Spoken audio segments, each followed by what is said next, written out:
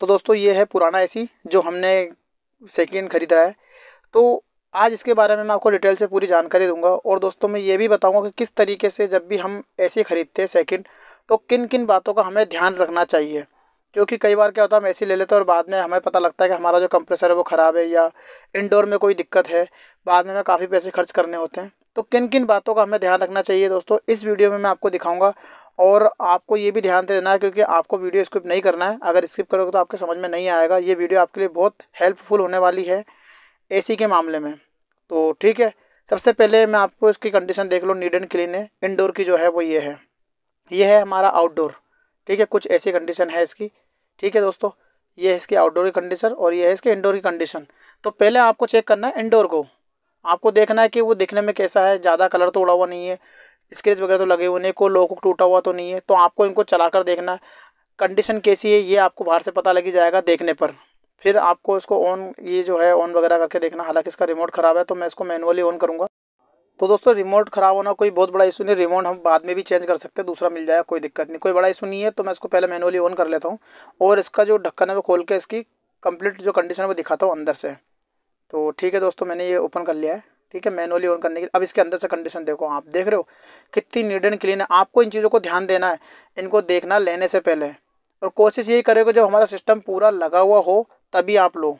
तो मैं इसको मैनुअली ऑन कर देता हूँ, ये ऑन हो गया। ठीक है, और ये इसकी स्विंग की है जो ब्लेड वो ओपन हो गई, धीरे धीरे ये ऑन हो रही है स्विंग की, देख रहे हो आप। तो ये ऑन हो गई। अब धीरे धीरे जो है इसका अभी देखना, हमें क्या देखना है, इसको ऑन होने के बाद आपको देखना स्विंग काम कर रहा है, ये रह गया एक फंक्शन। दूसरा नीट एंड क्लीन आपको नज़र आ ही रहा है, बिल्कुल क्लीन है, कोई दिक्कत नहीं है। फिर देखना इसका ब्लोर, ये देखो ब्लोर ऑन हो गया। ठीक है, देखना आपको देखना जब ये ब्लोर ऑन होता है, ये जो फ़ैन है ब्लोर का ये ऑन होता है तो इसमें कोई साउंड तो नहीं आ रहा है। आपको ध्यान से सुनना है, ऐसा नहीं कि आप जल्दबाजी में लेके आ जाओ और बाद में आपको परेशानी हो। ये देखो ये ऑन हो गया। ऑन होने के बाद आपको अच्छी तरह सुनना है, कम से कम 5 से 10 मिनट इसको चलाकर देखना ही है कि ये कोई आवाज़ तो नहीं कर रहा है या बाद में किसी तरह की कोई दिक्कत तो नहीं आ रही है। ऊपर से कंडीशन तो आपको नज़र आई गई कि यार ये क्लीन है, बिल्कुल कोई दिक्कत नहीं है किसी भी तरह के इसमें। ये देखो कंडेंसर वगैरह में कोई डैमेज वगैरह नहीं है। तो ये तो रही कंडीशन अंदर की। ठीक है, फ़ैन का मैंने आपको बता ही दिया कि आपको चेक करना, कोई आवाज़ नहीं आ रही इसमें। देखो बिल्कुल नीट एंड क्लीन साइलेंट चल रहा है, किसी तरह के इसमें आवाज़ नहीं है। ठीक है, दूसरी बात, फिर हमें इसको सब अच्छी तरह से चेक करने के बाद हमें चेक करना है इसका आउटडोर। दोस्तों ध्यान रखना, इसको आप अच्छी तरह से चेक करने के बाद ये जो ढक्कन लगा हुआ ना ऊपर जो खुला हुआ, इसको भी ध्यान रखें इसका लॉक टूटे हुए नहीं हो, नहीं तो बाद में ये आवाज़ करते हैं। जब हम लगाते हैं ना इंस्टॉल करने के बाद नाइट में टक टक टक के या अजीबोगरीब साउंड आने लग जाता है इसमें। ब्लोअर के अंदर ये फ़ैन में बुश कटे होंगे तो भी आवाज़ करेगा, मोटर के बेरिंग ख़राब होंगे तो भी आवाज़ करेगा। तो ये ढक्कन है जो पैनल, इसके अगर लॉक टूटे होंगे तो भी आवाज़ करेगा। तो इन सब चीज़ों को आपको ध्यान देना है, ये मोस्ट इम्पोर्टेंट बात है क्योंकि बाद में आपको बहुत ज़्यादा परेशानी हो सकती है इस साउंड से। तो ये तो हमारा बिल्कुल क्लियर है, इसमें किसी भी तरह की आवाज़ नहीं, ना ही कोई दिक्कत है। अब हमें क्या करना है, हमें चलाना है इसका आउटडोर। तो मैं अब इसका आउटडोर को कनेक्ट कर लेता हूँ बिल्कुल। ठीक है, आउटडोर कनेक्ट करके फिर इसमें पूरे सिस्टम को आपको ध्यान रखना, पूरे सिस्टम में कनेक्ट करना है आउटडोर को, उसके बाद ही आपको ऑन करना है। नहीं तो आप अगर इसे आउटडोर को अलग चलाओगे तो आपको बाद में दिक्कत आएगी। तो दोस्तों फाइनली मैंने जो उसका इंडोर है वो दूसरी जगह रख दिया है और उसको ऑन कर लिया है। अब हम चलते हैं, ये देखो ये ऑन हो जाएगा, इसको मैंने वर्किंग में कर दिया, इसका ब्लोअर ऑन हो जाएगा। अब चलते हैं हम इसके आउटडोर की ओर। आउटडोर को कैसे चेक करना वो भी मैं आपको बताता हूँ। ठीक है, ये देखो ये ऑन हो गया। अब मैं दिखाता हूँ इसका आउटडोर। तो ये तो हो गया, अब ये रहा इसका आउटडोर। ये देखो ये भी अलग पड़ा हुआ है। ये तो बाहर से कंडीशन दोस्तों थोड़ा बहुत गंदा हो कोई दिक्कत नहीं, कि ये आउटडोर बाहर पड़े होते तो गंदे हो ही जाते हैं, इसमें कोई ज़्यादा इशू नहीं है। मोस्ट इंपॉर्टेंट है इसका कंप्रेसर और इसकी जो फ़ैन की मोटर है। ठीक है, ये सब चीज़ें हमें चेक करनी है। ये सब चीज़ चेक कैसे करेंगे, ये तो हो गया आपसे बाहर से नज़र आएगा हाँ थोड़ा कंडीशन आज बढ़िया है, कोई दिक्कत नहीं है। इंटरनली कैसे चेक करेंगे वो आपको बता देता हूँ। तो ये इसका कनेक्शन है, मैं इसको निकाल लेता हूँ और ये हमने कवर लगा रखा ताकि डैमेज ना हो। दोस्तों हमने ये जो कंडेंसर इसका आउटडोर का और इंडोर का दोनों प्रेशर डाल के चेक कर लिया था, कहीं लीकेज नहीं था। तो आपको इस चीज़ का भी ध्यान देना, इस वीडियो में बता नहीं पाया क्योंकि वीडियो काफ़ी ज़्यादा लंबा हो जाता, इसलिए आपको इसको प्रेशर डाल के कंडेंसर में आउटडोर में इंडोर में लीकेज भी चेक करना है। ठीक है ना, मैं इसको हटा ही लेता हूँ। ये लो मैंने इसको हटा लिया। ठीक है, ये कुछ कंडेंसर है, ये कंडेंसर भी आपको देखना कहीं से डैमेज तो नहीं है, कहीं से ऑयल वॉयल का या मॉइस्चर नज़र तो नहीं आ रहा है, क्योंकि अगर ये डैमेज होगा तो भी आपको अच्छा खासा का नुकसान हो जाएगा, अच्छा खासा खर्चा आएगा, ध्यान रखना आप। तो ये भी आपको ध्यान देना है क्योंकि बाहर से तो आपको एक बार नज़र मारनी ही है इन सब चीज़ों पर। ठीक है, अभी मैंने ऑन कर रखा है, ये है इंडोर, इसकी कंडीशन आप बाकायदा देख के सब कुछ बता दिया। अब मैं इसकी जो केबल है वो इसमें कनेक्ट करूँगा, ये केबल हटा के इसमें कनेक्ट करूँगा, इसको ऑन करूँगा। आपको भी ध्यान देना, जब भी आप एसी परचेज़ करो, सेकंड लेनी हो आपको, तो पूरे सिस्टम को चलाकर आपको देखना है।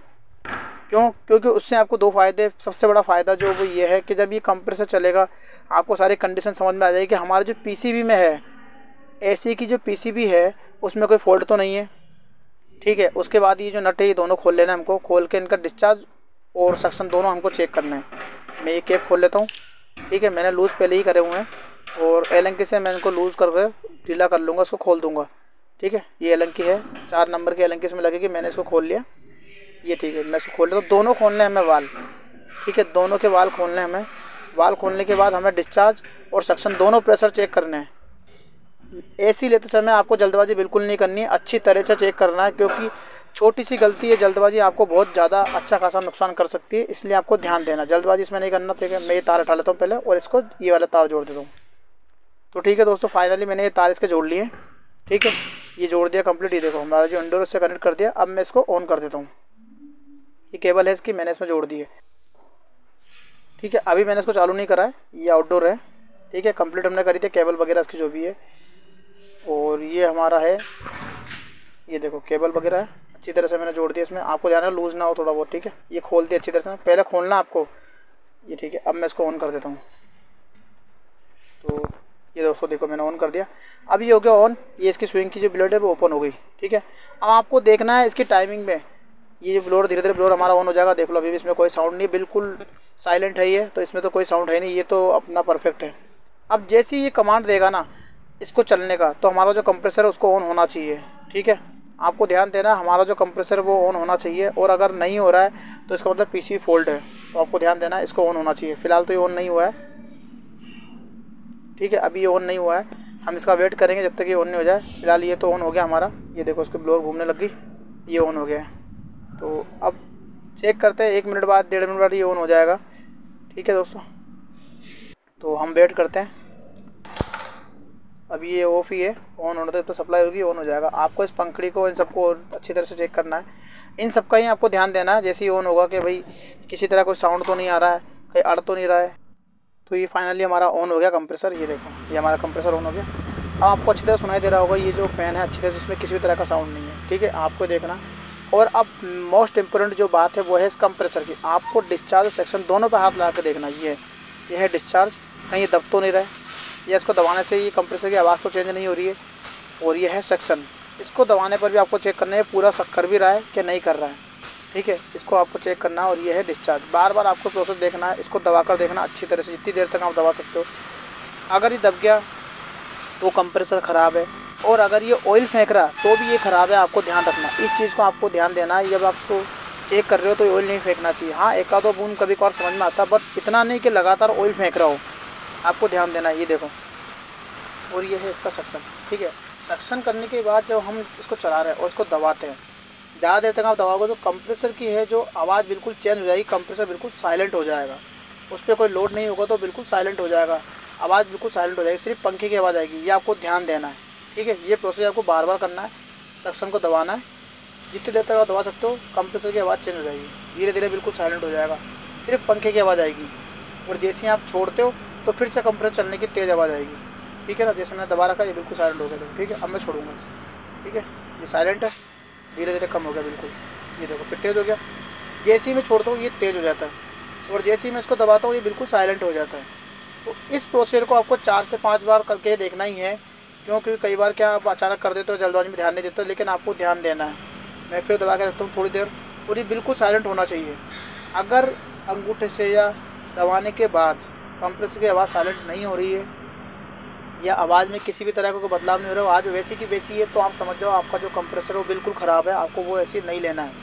ठीक है ना, इसीलिए आपको ये ध्यान देना है कि सक्शन को थोड़ी देर दबाने के बाद जो हमारा कंप्रेसर है उसकी आवाज़ बिल्कुल साइलेंट होनी चाहिए। अगर नहीं होगी तो काम ख़राब है। देखो सक्शन देखो कितना हाई इसका, देख लो दोस्तों, तो सक्शन बिल्कुल हार्ड है और बिल्कुल बढ़िया काम कर रहा है, बिल्कुल पावर है कंप्रेसर में, इसीलिए हमारे उंगली पर निशान हो गए थे। ये इसका डिस्चार्ज है। तो देखो अभी तक इसमें ऑयल नहीं आ रहा है, किसी भी तरह का ये ऑयल नहीं फेंक रहा है। तो हमारा जो ये कंप्रेसर है बिल्कुल बढ़िया कंडीशन में है, इसमें किसी भी तरह की कोई ख़राबी नहीं है, ये बिल्कुल परफेक्ट है। ठीक है, अब ये है इसका फ़ैन। हमने इसको 5 या 2 मिनट तो 2 से 5 मिनट चलाया है, और लगातार ये चल रहा है, इसमें कोई भी स्लो ज़्यादा हाई तेज नहीं हो रहा है। बिल्कुल सही चल रहा। अब रहा हमारे पास मीटर, हमें इस मीटर को इसको डिस्चार्ज की लाइन में लाकर इसको प्रेशर चेक करना है। तो पहले मैं इसका मीटर लगा लेता हूँ और फिर आपको दिखाता हूँ कि मीटर में आपको क्या चेक करना है। तो मैं इसका ये वाल खोल लेता हूँ पहले एक बार। तो ये मैंने वाल खोल लिया। अब मैं जो डिस्चार्ज में इसकी लाइन लगा लेता हूँ। हाई प्रेशर पे हमको ला के देखना, आपको ध्यान देना, हाई प्रेशर पे आपको ला के चेक करना है इसका प्रेशर। तो देखो आपको नज़र आ रहा है। एक मैं इसको लॉक कर देता हूँ, ये मैंने लॉक कर दिया, ठीक है। और मैं इसको खोल देता हूँ। आप देख रहे हैं जैसे मैं लॉक करूँगा इसका प्रेशर बढ़ेगा। दोस्तों आपको इसी चीज़ पर ध्यान देना है, इसका प्रेशर लगातार बढ़ना चाहिए और जिस स्पीड से बढ़ रहा है उसी स्पीड से बढ़ना चाहिए। ये नहीं कि बिल्कुल धीरे धीरे आगे जैसे जैसे बढ़ रहा है वैसे वैसे स्पीड स्लो हो रही, नहीं, बिल्कुल स्लो नहीं होनी चाहिए। थोड़ा बहुत फर्क पड़ेगा मामूली सा, और इतना नहीं कि बहुत ज़्यादा फर्क पड़ेगा, और एक जगह आके नहीं अटकना चाहिए। आपको ध्यान देना है, कोई भी कंप्रेसर अगर 100 से 150 या 200 PSI पे आके अटक जाता है या बंद हो जाता है तो समझ जाओ आपका जो कंप्रेसर है वो ख़राब है, उसमें प्रेशर फेंकने की क्षमता नहीं है। तो वो आपको गैस को प्रेशर ही नहीं करेगा, जिससे कूलिंग नहीं आएगी। तो आपको वो कंप्रेसर भी नहीं लेना और ना ही वो AC लेना, ठीक है। तो ये तो रहा कंप्रेसर का। फिर से आपको एक बार चेक करनी है, और ये इसका फ़ैन चल ही रहा बढ़िया, कोई दिक्कत नहीं है, ठीक है।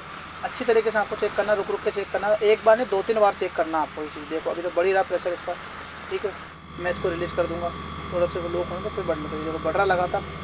1-2 बार आपको रिलीज़ करके भी देखना है इसका प्रेशर, ठीक है। ऐसा नहीं कि आपने कर दिया और लगातार चल ही जा रहा, नहीं, रिलीज़ भी करना थोड़ा थोड़ा बीच में आपको, ठीक है। अब मैं इसका रिलीज़ कर देता हूँ थोड़ा सा प्रेशर। रिलीज़ करने के बाद दोबारा आपको वही प्रोसेस करना है। रिलीज़ करने के बाद तुरंत आपको देखो रिलीज़ कर दिया मैंने सारा, ये बाहर आ गया, सारी निकाल दी मैंने थोड़ी बहुत। अब वापस मैं इसको लॉक करूँगा, फिर से इसका प्रेशर चेक करूँगा। आपको जल्दबाजी नहीं करनी है इस चीज़ के अंदर, तो बिल्कुल नहीं करनी है। जितना हो सके 2-3 बार ये प्रोसीजर आपको करना ही है।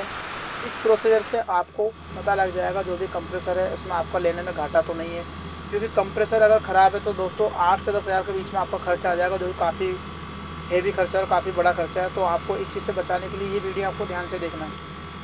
ये देखो प्रेशर आ रहा है, धीरे धीरे बढ़ रहा है, ये बिल्कुल बढ़ना चाहिए इसको। ये नहीं कि 100 से 150 बीच 100 से या 150 पे या 200 पे आके अगर ये अटक रहा है और कंप्रेसर बंद हो रहा है तो वो ऐसी आपको नहीं लेना है। और अगर लेना है तो कंप्रेसर का खर्चा काटने के बाद ही आपको लेना है, ठीक है दोस्तों। आई बटन में एक लिंक आ रहा होगा, मैंने एक वीडियो बनाया हुआ है जिसमें मैंने पहले कंप्रेसर प्रेशर नहीं फेंक रहा था, उसका वीडियो डाला हो दोस्तों। आई बटन में आप जाकर उसको चेक कर सकते हो कि कैसे उस कंप्रेसर में परेशानी थी, वो कूलिंग नहीं कर रहा था, गैस भी थी, प्रेशर भी था, सब कुछ था, पर उसमें बर्फ़ जम रही थी, वो कूलिंग नहीं कर रहा था। हमने जब चेक करा तो उसका प्रेशर बिल्कुल डाउन था, 200-150 को 200 के बीच में समथिंग आके वो बंद हो रहा था। लेकिन ये हमारा बिल्कुल परफेक्ट है, इसमें किसी भी तरह की कोई दिक्कत नहीं है। तो दोस्तों वीडियो आपको कैसा लगा? ये वीडियो बस इतना ही था जिससे मैं आपको समझाना था। मैंने जितना हो सके आपको कोशिश करी समझाने के अच्छे तरीके से, ताकि आप समझ सको और कभी भी पुराने AC लेते समय आप ठगो नहीं, आपके साथ धोखा ना हो, इसलिए मैंने ये वीडियो बनाया दोस्तों। तो आपको वीडियो कैसा लगा लाइक करें, अगर पसंद आया तो लाइक करें, सब्सक्राइब करें और शेयर करें। दोस्तों इस वीडियो में बस इतना ही। दोस्तों इसकी कंडीशन आपने देख लिया, हमारा सब कुछ वर्किंग में है। अब हम इसको बंद कर देंगे। अब लास्ट में एक चीज़ जो मैं आपको दिखाना चाहूँगा, जो मैं कहना भूल गया, तो वो था इसका एम्पेयर। तो लास्ट में मैं इसके कुछ एम्पेयर भी चेक कराया था। ये देखो हमारा कंप्रेसर भी ऑन है, इंडोर यूनिट भी ऑन है, बिल्कुल बढ़िया है। और 3-3.5 एम्पेयर समथिंग ले रहे हो दोस्तों, बिल्कुल बढ़िया एम्पेयर है इसके। इतने ही एम्पेयर इसको लेने चाहिए, 3.5, 4, 3.5, जो कि बहुत परफेक्ट एम्पेयर है। इसका मतलब हमारा AC बिल्कुल बढ़िया है और कंप्रेसर भी बिल्कुल परफेक्ट है। तो ठीक है दोस्तों, बस इस वीडियो में इतना ही।